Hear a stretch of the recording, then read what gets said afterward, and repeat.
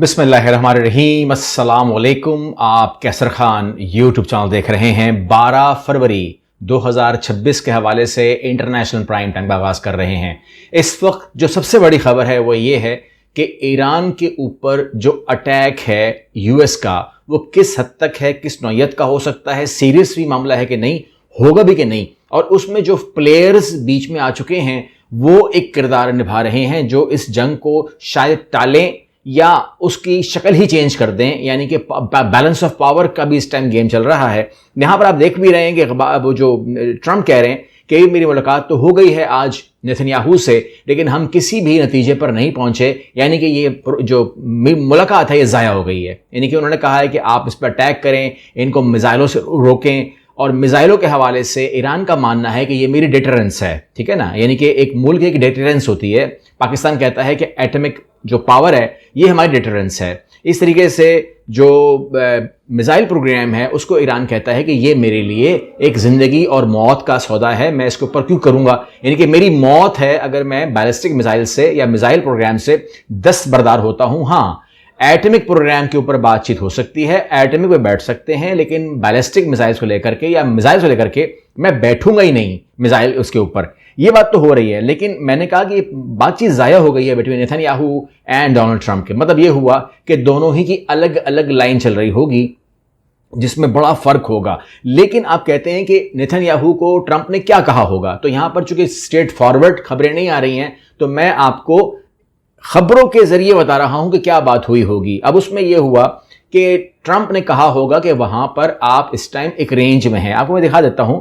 यानी कि उन्होंने कहा होगा कि इस टाइम अगर आप मुझे कहते हो कि शुरू हो जाओ, अटैक कर दो, तो you are very much on range by Iran. ठीक है ना, आप इसराइल पूरा का पूरा रेंज में आ रहा है, तो कहते हैं वो तुम पर अटैक कर सकता है। इस टाइम तुम्हारी पोजीशन जो है वो ठीक है, तुमने अपने नए सिस्टम लगा दिए हैं, तुम्हारे पास पावर है, उस हवाले से तुमने पैसा खर्च किया है और तुम उसकी एक्सरसाइज शुरू कर चुके हो, दैट इज फाइन, मगर तुम रेंज में आ रहे हो। नंबर वन, उसने कहा कि ये मसला फिर बैलिस्टिक मिसाइल्स का, मिसाइल्स का भी नहीं है। ठीक है ना, यानी कि यहां पर जो इंटरनेशनल प्लेयर्स हैं वो ऐसा किरदार निभा रहे हैं जिसके चलते आपको बड़ी प्रॉब्लम आ सकती है। यानी कि जितना प्रॉब्लम हम समझ रहे हैं उससे बड़ी हो सकती है। और ये एक तस्वीर जो है वो वजाहत करती है। तस्वीर आप देख रहे हैं, चाइना जो है वो ईरान को, अपने हम मनसब को एक जहाज पेश कर रहा है।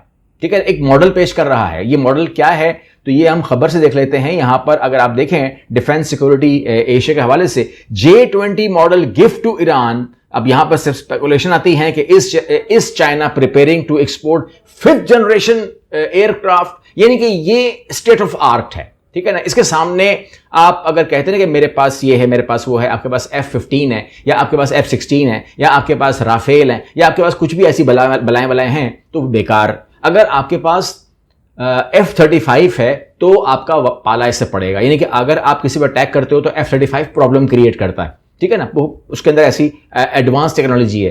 तो वहीं पर अगर J-20 आपके मुल्क में आएगा तो वो आपको भी प्रॉब्लम ही देगा ना। तो लिहाजा उसने कहा है कि ये मामला सिर्फ और सिर्फ वहां तक नहीं है। अगर ये कुछ तस्वीरें जो बयान कर रही हैं जिस पर ट्रंप ने तबसरा किया होगा कि भाई साहब हम इस टाइम मिसाइलों पे बहस करने बैठ रहे हैं, हम एटमी पावर पे बहस करने बैठ रहे हैं, उसके बाद ऐसा पता नहीं क्या निकल आए दरमियान से जो इस टाइम वो एक स्टैंड ले रहा है जो हमारे इल्म में ना हो। तो चाइना ने पूरा का पूरा गेम ही चेंज कर देना है, या कर चुका है, या कर देगा, या हो सकता है। तो ये तमाम चीजें जो हैं ये खतरनाक लेवल पे जा रही हैं। आगे हम बढ़ते हैं तो आप देख रहे हैं कि अमेरिका साथ में पैरेलल तैयारी भी चला रहा है और पेंटागन जो है उसने जॉन एफ कैनेडी को रवाना कर दिया है। और ये भी स्टेट ऑफ आर्ट है। यानी कि देखिए, अगर आप सुनते हैं ना कि अब्राहम लिंकन पहुंच गया है, अगर आप सुनते हैं कि ये जॉन एफ कैनेडी जा रहा है, तो इट्स नॉट अ जोक। इनको मूव करने में इनके ऊपर हजारों फौजी होते हैं, इनके ऊपर हर किस्म का थर्ड इक्विपमेंट्स होता है, इनके ऊपर हर किस्म के हेलीकॉप्टर्स होते हैं, 75 से 80 फाइटर जहाज खड़े हुए होते हैं। तो ये पूरा का पूरा एक फौजी अड्डा होता है जो पानी में चल रहा होता है और इसके ऊपर अरबों डॉलर खर्चा आता है, करोड़ों डॉलर नहीं, अरबों डॉलर खर्चा आता है, तब जाके ये मूवमेंट्स होती हैं। और ये जा रहा है to help Abraham Lincoln and to attack on Iran. तो ये एक सीरियस मामला है। मतलब इसके अंदर अगर मैं ये देखता हूं तो मैं ये नहीं कह रहा कि जी अटैक जो है वो आउट ऑफ कंटेंट है, इसमें हो सकता ही नहीं है। या मतलब ये हुआ कि अगर ईरान की बातचीत खराब होती है या वो जो भी उसको इस टाइम प्रेशर है इसराइल का, तो वहां पर ये अटैक हो भी सकता है, बिकॉज अब्राहम लिंकन के बाद जॉन एफ कैनेडी का मूव करना मेक सेंस इस हवाले से कि ये चीज खतरनाक हो सकती है।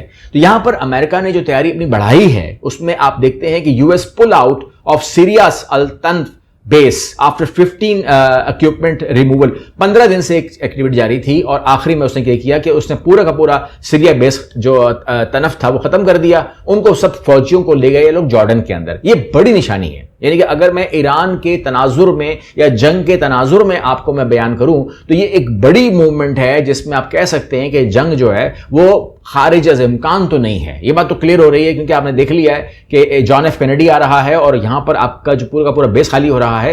ये तमाम बातें जो हैं वो निशानदेही करती हैं कि there is something going on. उसके बाद अगर आपने एक और बड़ी निशानी सुननी है तो यहां पर अभी देखिएगा यूएस के जो अपाचीज हैं, ठीक है ना, अटैकर्स हेलीकॉप्टर्स जो हैं वो रवाना हो गए हैं, वो पहुंच गए हैं। तो यहां पर सूरत हाल आप समझ सकते हैं कि जो अपाची एयरक्राफ्ट है उसका जंग के अलावा कोई और काम नहीं है। मतलब ये कोई रेस्क्यू ऑपरेशन नहीं करता, ये कोई और पानी नहीं बुझाता, ये सिर्फ आग लगाता है। और अपाची का मतलब ये हुआ कि ये अटैक जो है ये प्रॉपरली एक जो हम कह सकते हैं कि एक जवाब होगा। लेकिन ये इन तमाम मामलात के अंदर जो यूएस है वो अपने काम कर रहा है और वहां दूसरी तरफ इसराइल भी अपने काम कर रहा है। उसको पता है कि मेरे में बैलिस्टिक्स की बारिश होगी। जिस तरीके से ईरान ने कहा भी है कि मैं 2000 ballistic at the same time line से निकालूंगा तुम्हारे ऊपर, ठीक है ना। और उसने ये भी जरूर कहा है कि जहां जहां पर इंस्टॉलेशंस हैं यूएसए की उस पर हमला करना मेरे लिए जायज है, हलाल है मेरे लिए। अगर मैं वो कहीं पर भी होंगे तो फिर उसमें Qatar, Oman, Bahrain,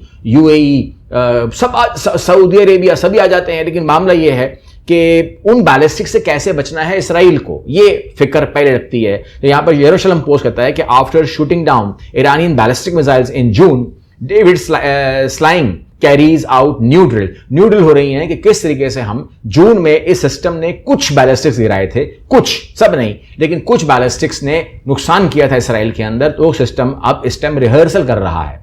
it's mean कि जब अमेरिका अटैक करेगा तो ये सिस्टम्स उस टाइम एक्टिवेट होंगे और इनका काम होगा कि ये बैलिस्टिक्स को गिराएं। लेकिन क्या 2000 बैलिस्टिक्स या 1000 बैलिस्टिक्स या पर डे 200-300 बैलिस्टिक्स मारने के बाद ये सिस्टम उस तरीके से काम करते हैं? तो वो जाहिर सी बात है कि इन्होंने पहले भी कहा है कि ये 90% काम करते हैं, ज्यादा काम करते नहीं है। अच्छा, आगे हम देखते हैं तो यहां पर सूरत हाल ये है कि ऐसे मौके के ऊपर जब ये गुफ्तगू हो रही होती है ना तो दो किस्म के किरदार लाजमी होते हैं हर जगह के ऊपर, चाहे वो आपका खानदान हो, चाहे वो आपके दोस्त हो, चाहे वो आपकी कंट्री हो, चाहे वो आपकी पार्टी हो, चाहे वो दो मुल्कों में जंग की बात हो रही हो। यहां पर लगाई बुझाई वाले लोग लाजमी होते हैं। और यहां पर आप देख रहे हैं कि जो हेमोन है, अब ये जो हेयोम जो जदीदा है और न्यूज़पेपर है, ये करते क्या हैं? ये इस टाइम कह रहे हैं कि Iran secretly executed 1000 despite promise to US. कहते हैं वो ईरान है ना, वो फांसियां दे रहा है सबको, छुपके से दे रहा है, बता नहीं रहा किसी को, न्यूज़ नहीं दे रहा, लेकिन दे रहा है। आपने मना किया था ना, वो दे रहा है। अब ये आग लगाना होता है। यानी कि इस टाइम जो है क्या किया हेयोम ने ये किया। अब ये औरत जो इसकी मालिक है वो है कौन? आपको सारी कहानी पता है। यानी कि उसका काम और क्या ही हो सकता है इस हवाले से कि वो चाहती है कि यहां पर जंग के लिए इसराइल एक फिजा बना रहा है। तो वो कह रहा है कि उसने ट्रंप को पैगाम दिया है कि भाई साहब, आपकी ईरान के सामने टके की इज्जत नहीं है, आपकी जबान या आपको बेवकूफ बना रहा है। ईरान वाले ट्रंप साहब आपको गधा समझते हैं और आपको बेवकूफ चीटिंग कर रहा है आपके साथ, धोखेबाज हैं वो तो आपने उनको मना किया था कि मत देना किसी को फांसी, उन्होंने तो हजारों लोगों को फांसी दे दी है।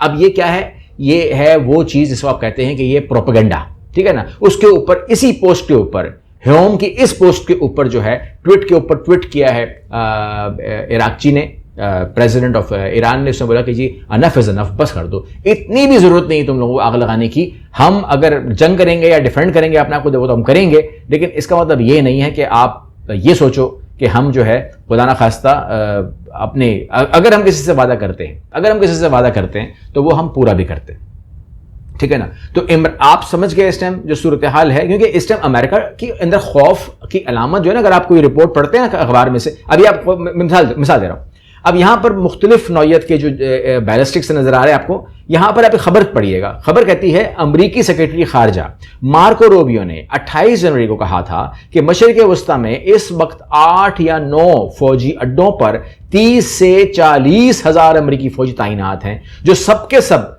हजारों ईरानी ड्रोन्स, खुदकुश ड्रोन्स और मुख्तसर फासले तक मार करने वाले बैलिस्टिक मिसाइलों की जद में हैं। तो दे नोज कि अगर हम लोग कार्रवाई करते हैं, जो कि इसराइल चाहता है, वो आग लगा रहा है, वो चाहता है कि ये हमला हो, तो वो कह रहा है कि वो आप पर तो अटैक करेंगे बैलिस्टिक, आपको तो मारेंगे, आपको पता नहीं फिक्र है कि नहीं, लेकिन हमारा बहुत बड़ा लॉस जानी हो सकता है एकदम से शुरू में ही।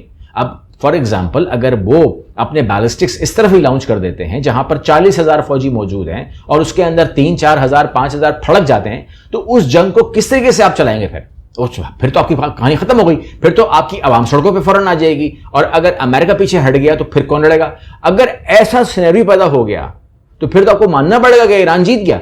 तो इस चीज से बचने के लिए भी तमाम के तमाम जो मेजर्स हैं वो लिए जाएंगे, प्रेशर को बढ़ाया जाएगा, इब्राहिम लिंकन को आगे किया जाएगा, जॉर्ज डब्ल्यू बुश को साथ खड़ा किया जाएगा, असलहे की अंबार लगाए जाएंगे, भरपूर किया जाएगा। मगर इस टाइम समझ लीजिए कि अगर आप ये अटैक होगा कि नहीं होगा, तो इसको आप कह सकते हैं कि it's for me this is 80-20। 80% ये अटैक नहीं होगा, मामला किसी और तरीके से हल होगा। 20% ये है कि अगर बिल्कुल ही ये लोग गले को आ गए और इन्होंने कुछ और गेम खेली, या जो आपको मालूम है जेफरी की रिपोर्ट्स वगैरह, अगर वो कुछ रिपोर्ट्स निकाल देंगे, जी हम ये फिर ये कर देंगे, हम फिर वो कर देंगे, तो बहालत मजबूरी या उसको देखने के बाद जो है, क्योंकि उसकी फॉरेंसिक हो सकती है, वो ठीक निकल सकती है, तो उसको बचने के लिए बहालत मजबूरी अपना गला बचाने के लिए वो अटैक कर सकते हैं। क्योंकि हमारे यहाँ, हमारे दुनिया में अब ये रवायत है कि अगर मामला आपके गले तक आता है तो आप मुल्क को भी नहीं देखते। ये एक अब सिनेरियो बन चुका है। अगली वीडियो मिलते हैं। अल्लाह हाफिज।